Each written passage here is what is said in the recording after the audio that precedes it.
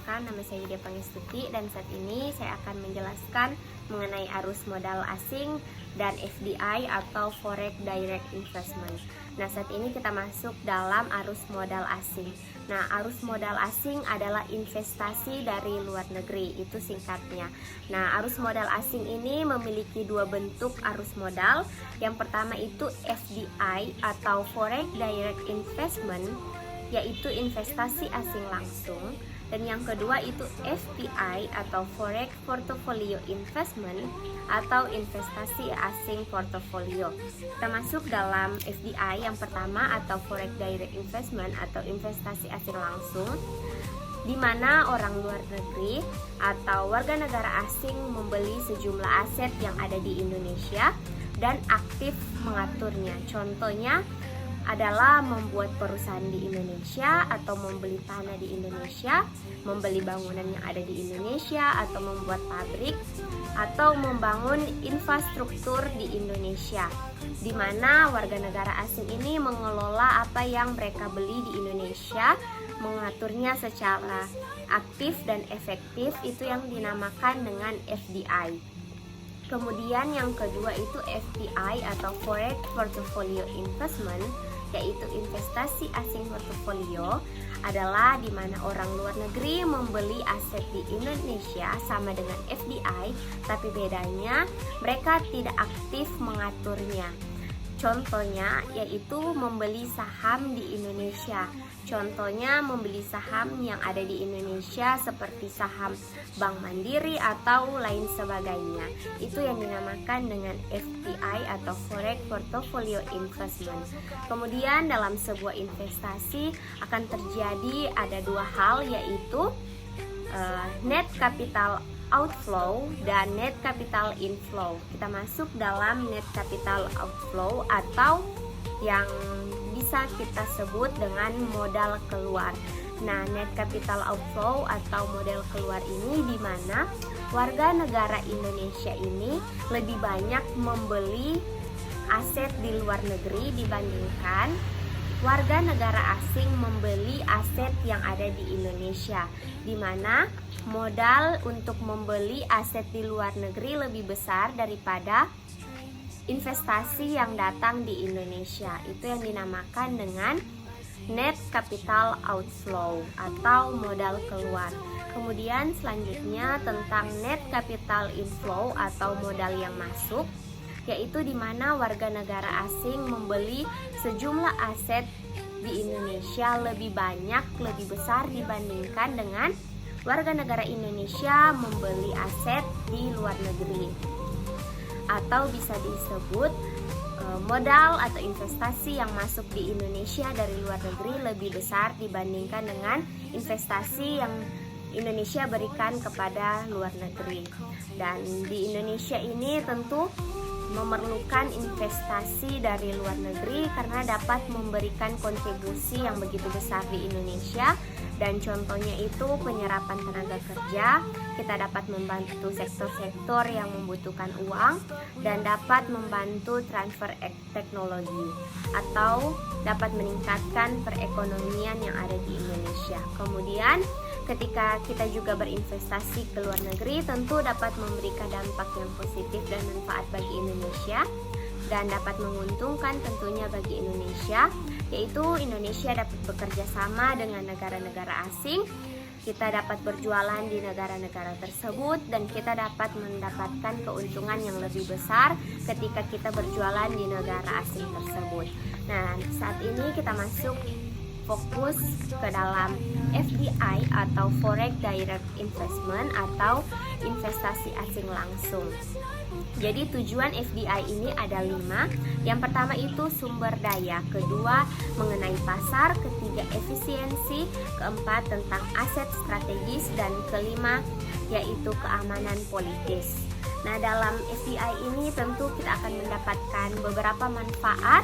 Dengan adanya FDI, bagi kita negara asal kita dapat memperoleh manfaat. Yang pertama itu memperoleh faktor produksi, sumber daya alam dan tenaga kerja yang efisien di luar negeri dibandingkan dalam negeri.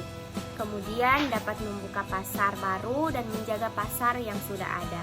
Kemudian mendapatkan peningkatan keuntungan dari peningkatan ekonomi. Kemudian peran FDI dalam ekonomi itu atau dalam suatu negara, yang pertama dapat memperluas kesempatan kerja atau perluasan kesempatan kerja. Kedua, percepatan ahli teknologi. Ketiga, memperbesar penerimaan pajak karena dengan adanya FDI. Dan keempat, meningkatkan ekspor. Kemudian ada beberapa motif utama para investor untuk melakukan FDI atau menanamkan modal ini atau berinvestasi. Yang pertama yaitu para investor akan mendapatkan return atau keuntungan yang lebih tinggi melalui tingkat ekonomi yang tinggi, melalui perpajakan dan penguntungan infrastruktur yang lebih baik. Kemudian melakukan diversifikasi risiko, tetap memiliki kompetitif melalui direct control dan menghindari tarif dan non-tarif buyer yang dibebankan kepada barang impor. Nah, kemudian ada dampak positif dengan adanya FDI bagi kita. Yang pertama yaitu sebagai sumber dana untuk pembangunan atau infrastruktur.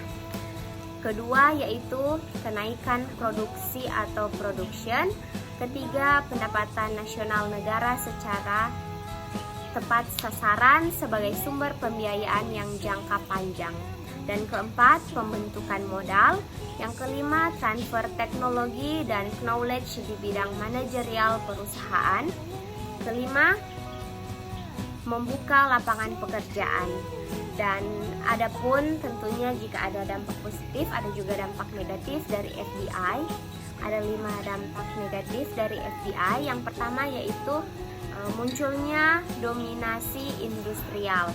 Karena adanya investasi modal asing atau investasi atau perusahaan dari luar negeri, maka akan terjadi munculnya dominasi industri. Kedua, ketergantungan terhadap teknologi, perubahan budaya, mengganggu perencanaan perekonomian dan return ke luar negeri. Kemudian peran FDI secara signifikan yaitu sebagai pertumbuhan ekonomi suatu negara di Indonesia menjadi naik atau economic development. Nah, dalam Undang-Undang Penanaman Modal Asing diatur dalam Undang-Undang Nomor 1 Tahun 1967 tentang untuk menarik investasi asing. Ada 5 hal yang mempengaruhi FDI. Yang pertama, privatisasi. Kedua, potensi pertumbuhan ekonomi. Ketiga, tingkat pajak. Keempat, nilai tukar. Dan kelima, perubahan dalam pembatasan FDI. Nah, ketika kita melakukan FDI atau investasi asing ini, ada pun resiko-resiko yang akan kita hadapi sebagai investor, yaitu biaya yang sangat tinggi,